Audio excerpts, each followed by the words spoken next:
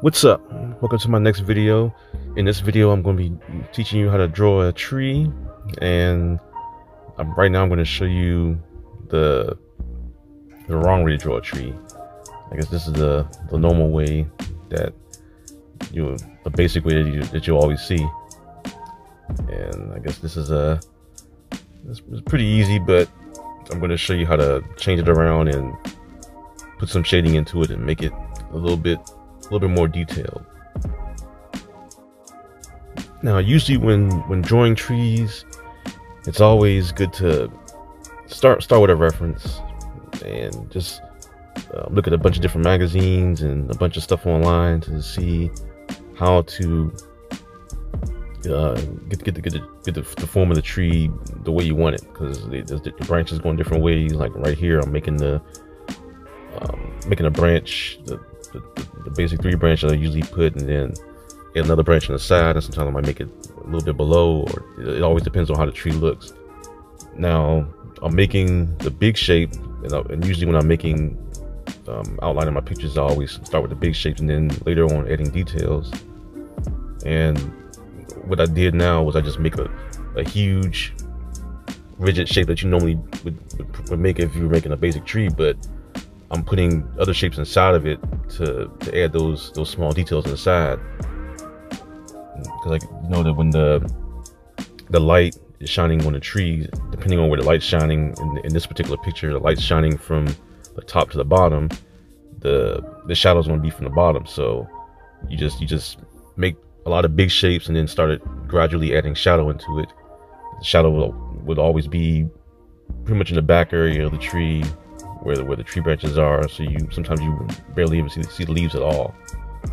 And a lot of times when you're making trees, sometimes you can make it more real detailed, or it all depends on what you're going for. In this particular one, I'm not going too detailed. I'm just gonna just enough to show the basics of making a tree. So right now I'm just adding the shadows on the bottom of each of those shapes that I just made to define the shapes more.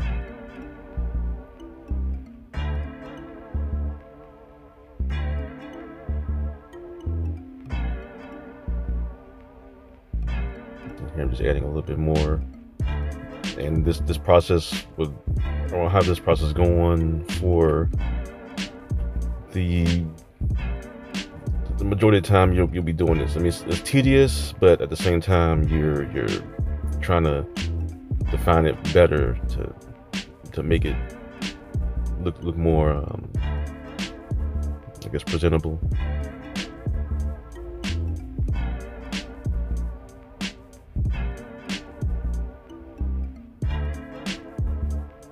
And right there, I'm just making it a little bit easier just to outline the shadow and then just go into it. Sometimes when I'm doing cross-hatching, the lines may be a little bit too straight, so I kind of use that as kind of like a guide to help me out to make it a little bit more leaf shape, or a form leaf shape where the shadow's made.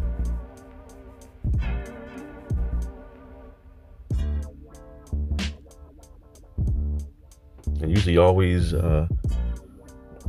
just look at the reference. I mean, you can make a box. You can turn a box into a tree branch or into a log. And also, when you're using perspective anyway, you're always using box shapes and then putting the shapes within the box and drawing it in different perspectives to kind of show the tree branch coming at you or the log coming at you. And I may make future videos showing the process of that.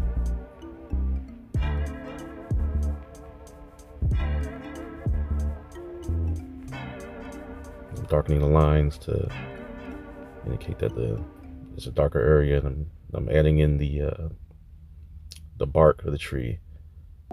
Usually for bark of the tree, you can kind of wing it and go anywhere you want with that. I mean, you can even go off the picture that you're using, which is what I did here.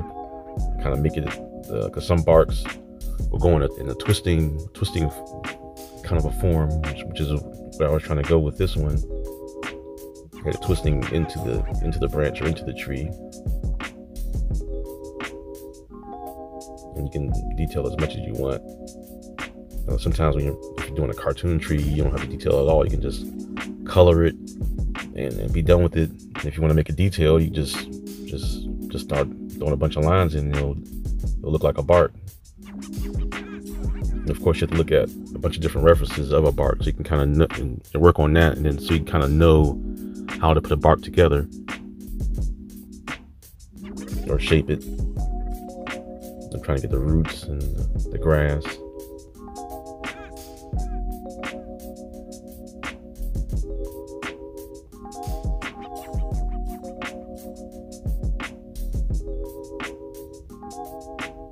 I mean, with trees, you can kind of go, you can go detailed in as much as you want.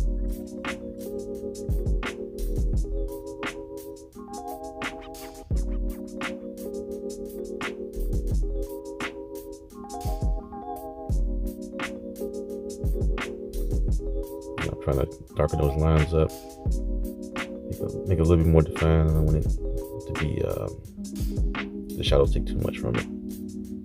Now I'm just adding, not focusing too much on trying to detail the leaves. Since the tree is kind of a distance away, so I'm just putting in little extra lines just to indicate that the leaves are there. You can even have leaves falling off the tree and put those in shadow as well.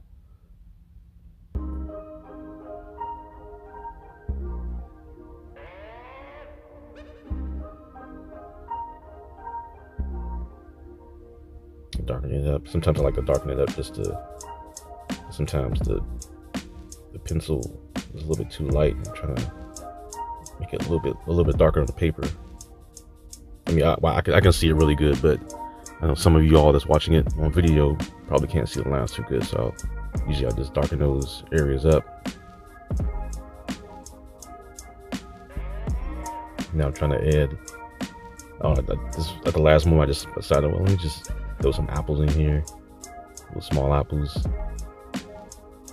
And to make it as if this is part of the tree, you have to kind of like have the tree go around the apple, so that it's not like just hanging there.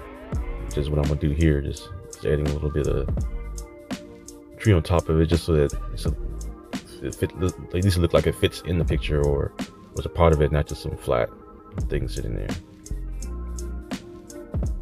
Didn't really have enough time to shadow those up too, but you can also add shadow to that as well.